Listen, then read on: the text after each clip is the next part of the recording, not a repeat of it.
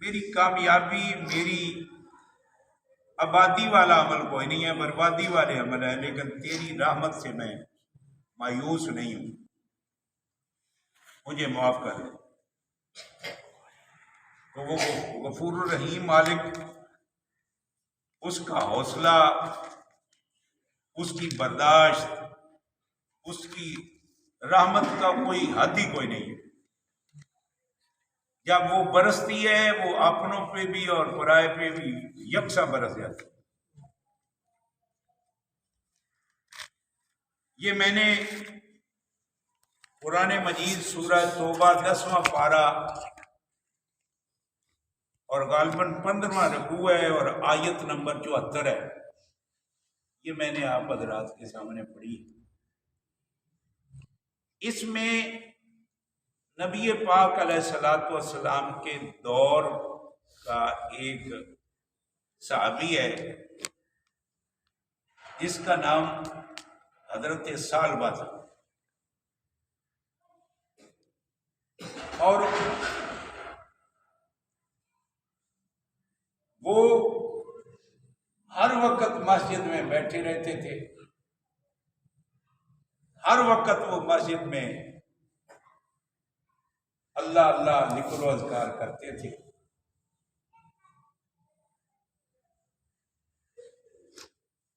اور ان کا لقب پڑ گیا تھا حمامۃ المسجد،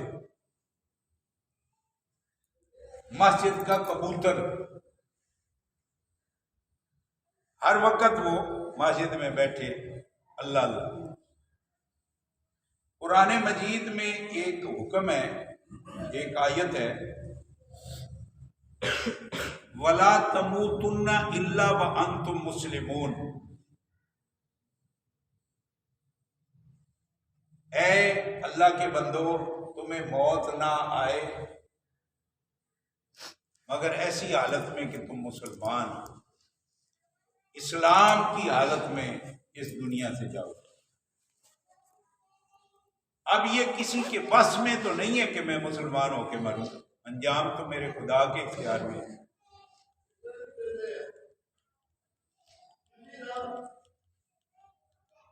بہت سارے لوگ بڑے گندے زندگی کے اوقات گزارتے ہیں لیکن انجام ان کا بہت بہترین ہو جاتا ہے، اور بہت سارے لوگ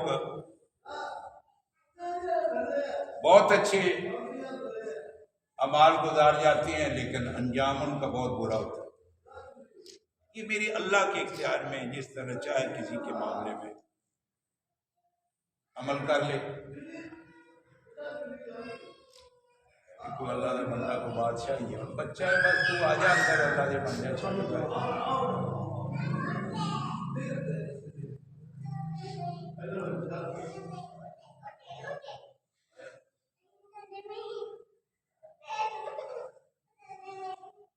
تو اب یہ صحابی رسول ہے، حضور پاک کا دور ہے،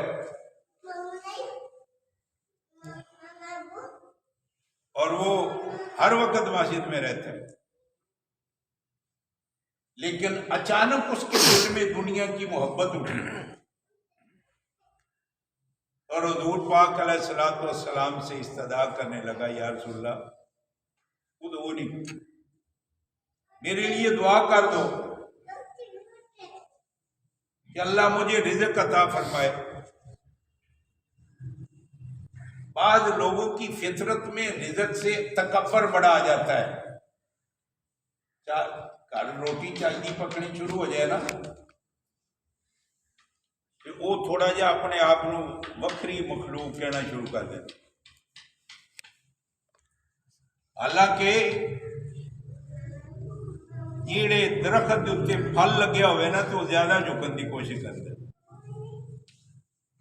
بندہ وہ کم عقل ہے کہ اگر اللہ تعالیٰ علم دی شکل چ، مال دی شکل چ، دولت دی شکل چ،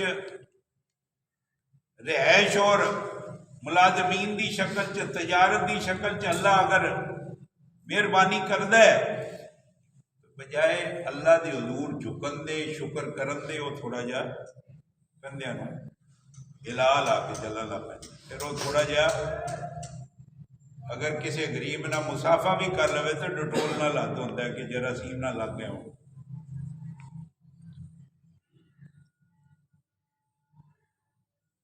اب مال کے لیے اس نے دعا منگوائی نبی پاک علیہ السلام سے کہ میرے لیے دعا مانگ دیں کہ میرے پاس بہت سارا دولت آ جائے. حضور نے فرمایا اللہ کے بندے تمہیں کیا ہو گیا، اللہ سے ڈر، تو دولت مانگ رہا ہے؟ یا رسول اللہ بس مجھے شوق ہے دولت. دعا مانگ. فرمایا نہ، یہ بندے کو ہلاک بھی کر دیتی ہے. اب اس نے پھر یہی استدعا کی، حضور پاک نے دعا مانگا. جبکہ اس نے وعدہ کیا کہ میں اس دولت کا حق ادا کروں گا. حق کیا ہے کہ آپ جتنی دولت خدا نے دی ہے، قرآن مجید سورہ مزمل غالباً 29واں پارہ، وَمَن يُقْرِضِ اللَّهَ قَرْضًا حَسَنًا وَمَا تُقَدِّمُوا لِأَنفُسِكُم مِّن خَيْرٍ تَجِدُوهُ عِندَ اللَّهِ. جو اپنی دولت سے اللہ کی مخلوق پر ایک حصہ مخصوص کرتا ہے،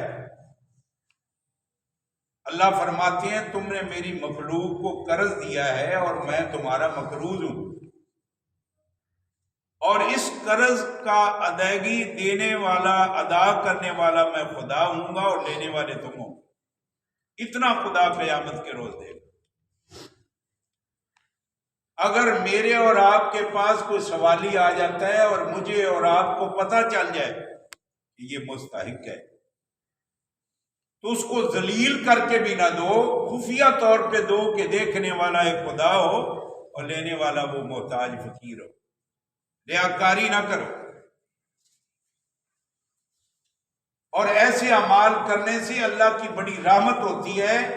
خود بخود مخلوق بولتی ہے کہ یہ بندہ بڑا نیک ہے، خود بخود بولتی ہے. اللہ اس کے بارے میں درندوں، پرندوں، چرندوں، انسانوں، حیوانوں کو کہہ دیتا ہے بولو اس کے بارے میں، اس کی نیکیوں کے تذکرے خود ہی کرو، حالانکہ اس نے بتایا نہیں ہوتا. نیکی چھپی نہیں رہتی، اللہ تعالیٰ اس نیکی کو کھول دیتا ہے. اور جو غیبت، بدمعاش، بدبختی اور ایک دوسرے کو ذلیل رسوا کرنے کا پروگرام بناتا ہے، اللہ خود اس رسوا کرنے والے آدمی کو خود رسوا کر دیتا ہے. تو اس سالبہ نامی صحابی نے نبی پاک سے دعا کروائی، نظر کی. حضور نے دعا فرما دی. اور اس کا نام کیا تھا؟ مامۃ المسجد، مسجد کا کبوتر. خاص طور پہ ہم پاکستانی جب جاتے ہیں مدینہ منورہ میں تو ہم لوگ وہاں دانہ دن کا لے کر کبوتروں کو ڈالتے ہیں کہ یہ نبی پاک کی مسجد کے کبوتر ہیں. حضور پاک کی مسجد میں گھومتے رہتے ہیں یہ کبوتر. ہم ان کبوتروں سے بھی پیار کرتے ہیں. تو اس کے لیے نبی پاک نے جب دعا کی نا تو اس کو اللہ نے بکریاں دے دی. اور حدیث میں آتا ہے کہ اس کی بکریاں اتنی جلدی کے ساتھ پھیلی، جس طرح کیڑے مکوڑے نہیں پھیلتے، اس طرح وہ ریوڑ بڑھتے چلے گئے. مدینہ شہر میں جگہ اس کے لیے تنگ ہو گئی، شہر سے باہر چلا گیا. عشاء بھی جانی شروع ہو گئی، مغرب بھی جانی شروع ہو گئی، فجر بھی جانی شروع ہو گئی. 2 نمازوں میں شریک ہونے لگا، زور اور اثر. چند دن ہوئے اور دور لے گیا. جب اور دور لے گیا اپنی بکریوں کو، ریوڑ کو، تو وہاں جناب جمعہ بھی جانا شروع ہو گیا، زور اثر بھی جانی شروع ہو گئی. حضور پاک نے فرمایا وہ سالبہ کہاں ہوتا ہے نا سالبہ. صحابہ نے کہا یا رسول اللہ صلی اللہ علیہ وسلم اس کو مال نے اندھا کر دیا، اتنا مال اس کے پاس آ گیا، اس کو اپنے پرائے کی پہچان ختم ہو گئی ہے، دولت اس کے پاس بہت زیادہ آ گئی ہے. اب حضور پاک نے فرمایا اچھا دولت اتنی دے آ گئی تو پتہ کرو. اسی اسنا میں زکوٰۃ کے احکامات نازل ہوئے. اور آپ کو پتہ ہے کہ صرف معراج کا مہینہ ہی ماہ رجب میں نہیں ہے، صرف اونوں کا مہینہ یہ رجب کا مہینہ نہیں ہے کہ حلوے پوڑی لوگ لوگ کے کھائی جاؤ اندر بہ کے. مولویاں نے اپنیاں گردناں جھکا لیاں اس حلوے دے پیچھے، ایمان نو ویچنا شروع کرتا ہے اس حلوے دے پیچھے. اور ساڈے بچیاں نو یہ نہیں پتا کہ ساڈے نکاح بھی اے جی لوگاں نال ہوندے نے کہ نہیں. اس واسطے اللہ دے بندیو قرآن کو بھی سمجھو، نبی پاک کے فرمان کو بھی سمجھو، دین کو سمجھو.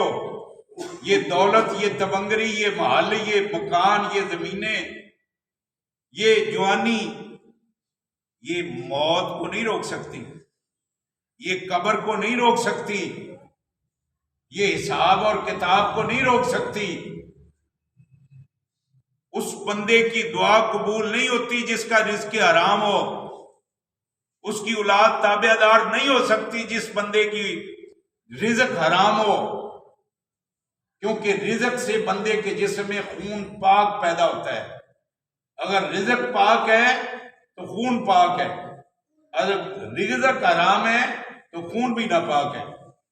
روتا رہ جاتا ہے بابا، وہ بڑے جوان بچے تھے، وہ میرے لوگوں میں لمحہ پیا، میری لتاں ٹوٹیاں نے، کوئی مینو واش روم لے جان والا بھی کوئی نہیں. پتر کہتے ہیں کجرا جوانی تے چنگی کڈی ہوئی ہوں پا انجام پہنچ. یہ وجہ کیا ہے کہ ہم نے اللہ کو بھی بھولا ہے، ہم نے رسول کو بھی بھلا دیا ہے، ہم نے اپنا ایمان قرآن اسلام اس دنیا کو سمجھا ہوا تھا. اور اگر ہم نے دنیا حلال کی کمائی ہے، اللہ کی قسم ہمارے بچے ہمارے پاؤں کے تلوے چٹنے کے لیے تیار ہو جائیں. ہماری ماؤں بیچاری جو بے سہارا روتی رہتی ہیں اولاد کے لیے، وہ ہمارے بچے ماؤں کو پاؤں دبائے بغیر اپنی چرپائی پر نہیں جائیں گے جن کے جسم میں رزق حلال ہے. تو جب یہ رجب کا مہینہ جو ہے اس میں نبی پاک علیہ السلام پر روزے فرض ہوئے، اس رجب کے مہینے میں نبی پاک پر زکوٰۃ فرض ہوئی، اس رجب کے مہینے میں نبی پاک علیہ السلام پر نماز فرض ہوئی. اور حضور پاک علیہ السلام نے نماز بتائی امت کو کہ کیسی حالت میں تم نے نماز پڑھنی ہے. آج ہمارے سر میں درد ہو جائے، ہمارے گوڈے میں درد ہو جائے، ہمارے جسم کے کسی حصے میں تھوڑا بہت کوئی تکلیف ہو جائے، نماز فارغ. اور اللہ کے نبی کا فرمان ہے جب تک دماغ میں فہم ہے، جب تک ہمارے عقل برقرار ہے، جب تک جسم کے اندر کوئی حرکت باقی ہے، نماز معاف نہیں ہے. اگر کھڑے نہیں ہو سکتے ہو تو بیٹھ کے پڑھ لو، اگر بیٹھ کے نہیں پڑھ سکتے تو لیٹ کے پڑھ لو، اگر لیٹ کے نہیں پڑھ سکتے تو آنکھوں کے اشارے سے پڑھ لو، اگر کپڑا نہیں ہے تو ننگے پڑھ لو، اور اگر پانی نہیں ہے تو تیمم سے پڑھ لو، لیکن پڑھو صحیح. سبحان ربی الاعلی تم کہہ دو، قبول عرش والا کا سے. یہ بھی کوئی بات ہے کہ میں کام کر رہا ہوں نماز گئی، میں کھیتی باڑی کر رہا ہوں میں نماز گئی، میں مزدوری کر رہا ہوں نماز گئی. کون مسلمان ہے جو آپ مزدوری کریں اور مزدوری کے دوران اذان ہو جائے اور آپ نماز پڑھنے کے لیے جانے لگیں، اور جس کے ہاں مزدوری کرتے ہو وہ آپ کو کہے میں نے تجھے پیسے دینے ہیں، نماز کے لیے جا رہا ہے؟ آج تک مجھے کوئی مزدور بتا دے کہ کسی بھی بندے نے مزدور کو نماز پڑھنے سے روکا ہو. کتنا خوش نصیب ہے وہ مزدور کہ سارا دن وہ کام کرتا ہے لیکن 7-5 وقت نماز بھی پڑھتا ہے، اور شام کو وہ 300 روپے لے کر گھر جاتا ہے. خدا کی قسم وہ 3000 میں برکت نہیں ہوگی جو 300 روپے میں ہوگی، کیونکہ یہ رزق حلال ہے. آپ کی بیوی بھی تابع دار ہوگی، آپ کے بچے بھی تابع دار ہوں گے، آپ کی فیملی بھی تابع دار ہوگی. اور اگر ایک رزق میں ایک لقمہ بھی حرام کا ہو گیا، فراڈ کا ہو گیا، غلط طریقے سے ہو گیا، تو وہ بندہ رزق حرام کھائے گا، حلال نہیں کھائے گا۔ سالبہ نے نبی پاک سے کہا یا رسول اللہ رزق کی اضافے کی دعا کیجئے، نبی پاک نے کر دی، اور ادھر احکام زکوٰۃ کے اتر آئے۔ اور یہ بھی میں آپ کو بتاؤں، نہیں دیتے ہم زکوٰۃ پوری، جب نہیں دیتے یا ڈکیتی کی شکل میں پیسہ نکل جائے گا، یا آگ لگنے کی شکل میں پیسہ نکل جائے گا، یا گھاٹے کی شکل میں پیسہ نکل جائے گا، پیسہ نکل جائے گا، لیکن جو آپ کی اور میری نیت ٹھیک نہیں ہے، اس کی وجہ سے ہم اللہ کے مجرم بھی بن جائیں۔ اس لیے اپنے رزق کا خیال کیجئے، اپنی زندگی کے پورے احوال کا خیال کیجئے، تب جا کر میں مولوی بن سکتا ہوں، آپ مسلمان بن سکتے ہیں۔ میں بھی مجرم ہوں، آپ بھی مجرم ہیں، اگر ہم قرآن و سنت کے مطابق 100% عمل نہیں کریں گے۔ نبی پاک علیہ السلام نے جب دعا مانگ دی، اس کی مال جانور بڑھنے لگے، بڑھتے بڑھتے بڑھتے بڑھتے مدینے سے باہر نکل گیا، احکام زکوٰۃ نازل ہوئے۔ نبی پاک علیہ السلام نے اپنا قاصد بھیجا، جاؤ جا کر عامل کو کہا جا کر ان سے زکوٰۃ وصول کرو۔ اب وہی سالبہ جس کا لقب میں نے ابھی بتایا ہے، کیا؟ امامۃ المسجد، مسجد کا کبوتر، امامۃ المسجد، مسجد کا کبوتر، ہر وقت ذکر و اذکار کرنے والا مسجد میں۔ اس کے پاس جب نبی پاک کا عامل جاتا ہے کہ زکوٰۃ دو، تو آگے سے کہتا ہے یہ جزیہ ہے یا ٹیکس ہے یا زکوٰۃ ہے؟ میں نے تو آج تک یہ بات نہیں سنی، اتنی دولت جائے گی میری زکوٰۃ میں؟ یہ ہٹے کٹے جو مساجد اور مدارس میں بیٹھے ہوئے ہیں، اصحاب صفہ تھا نبی پاک کا مدرسہ، وہ کھائیں گے اتنی بڑی رقم میں دے دوں؟ مجھ سے نہیں دی جاتی۔ حضور پاک کو جا کر بتا دیا عمل نے، یا رسول اللہ وہ تو زکوٰۃ دینے سے انکار ہو گیا ہے۔ فرمایا تف سالبہ، تیری ذات پر، تیری دولت نے تجھے برباد کر دیا، تیری دولت نے تجھے ہلاک کر دیا، تیری دولت نے تجھے ناکام کر دیا، تیری دولت نے قیامت والے دن نبی کی شفاعت سے محروم کر دیا۔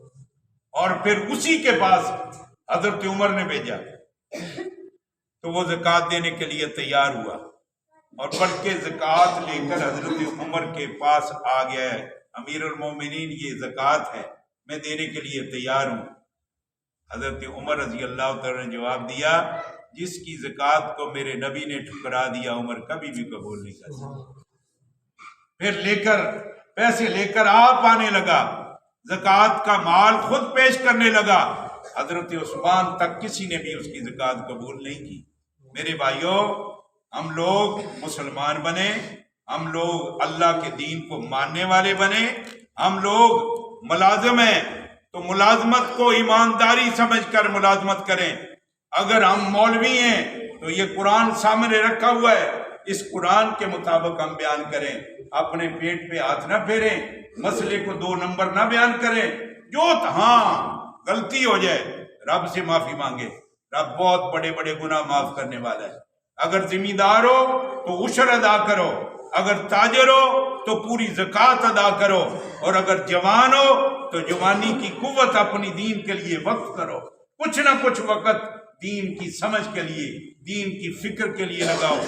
میرے پاس ایسے لوگ آتے ہیں، اللہ کی قسم جوانوں کی باتیں سن کر شرم آتی ہے، یار ان کو اتنا بھی نہیں پتا کہ ہم مسلمان ہیں، اتنا بھی نہیں پتا کہ ہم لوگ کون ہیں۔ آج ہمیں اور کچھ نہیں آتا تو نبی کے صحابہ پر تنقید کرنا شروع کر دیتے ہیں، اور کچھ نہیں آتا کہ فلانے نبی دے یار نے فلانے نال انج کیتا۔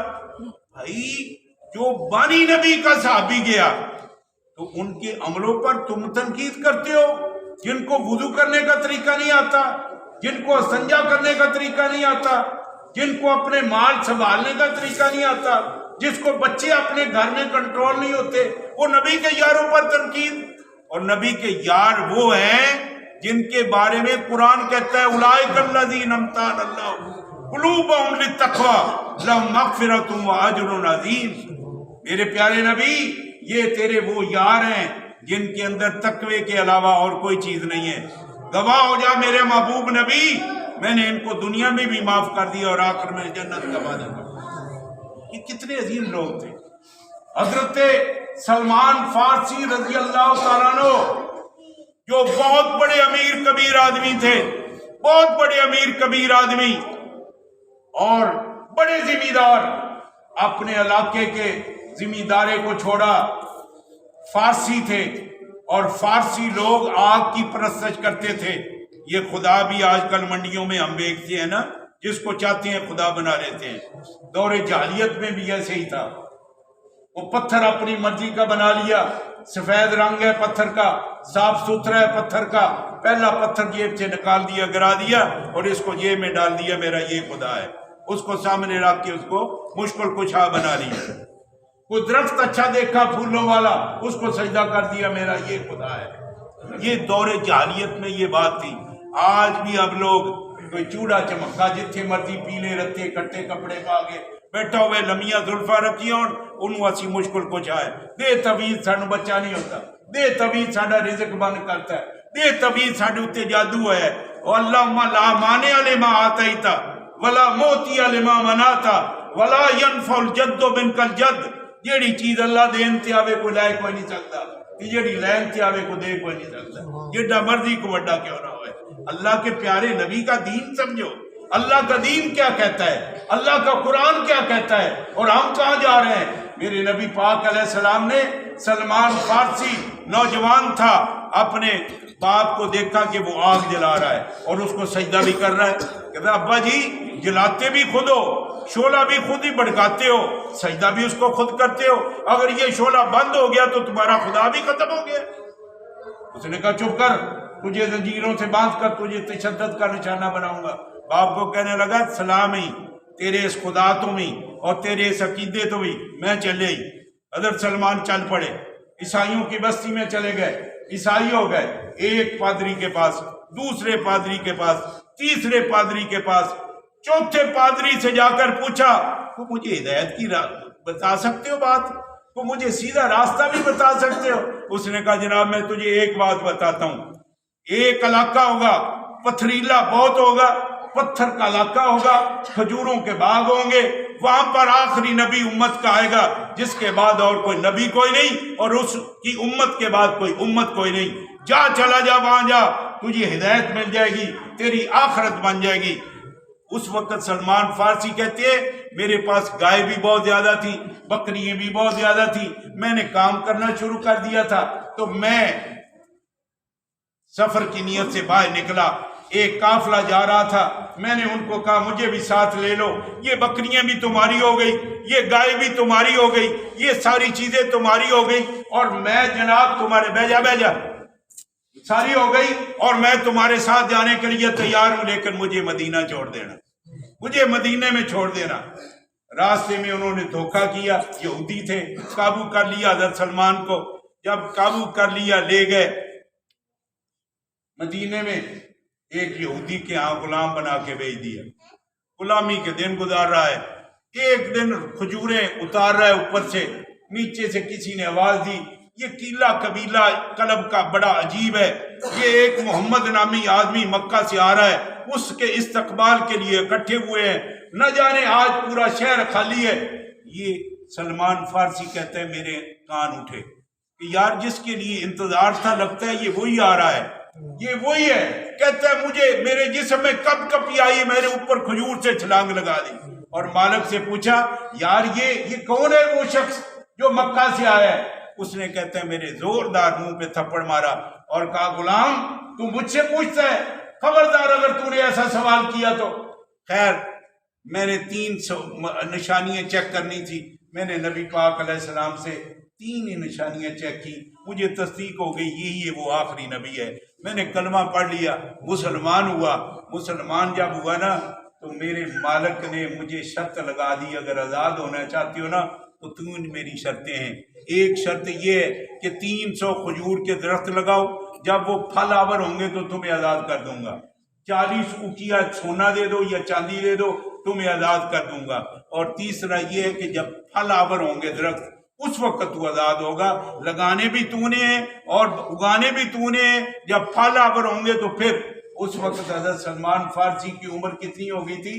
250 سال، 250 سال.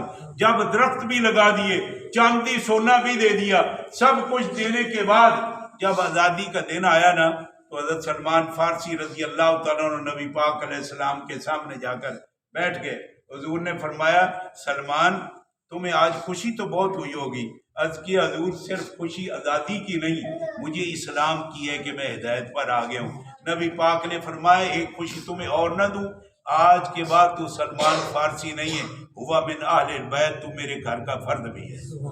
تو دین کی وجہ سے نبی کا فرد بننا چاہتے ہو، نبی کا امتی بننا چاہتے ہو، نبی کی شفاعت کے مستحق بننا چاہتے ہو تو نبی کے در پہ آ جاؤ، سچے دل سے آ جاؤ. دنیا بھی کامیاب ہو جائے گی اور آخرت بھی کامیابی ہو جائے گی. اللہ مجھے اور آپ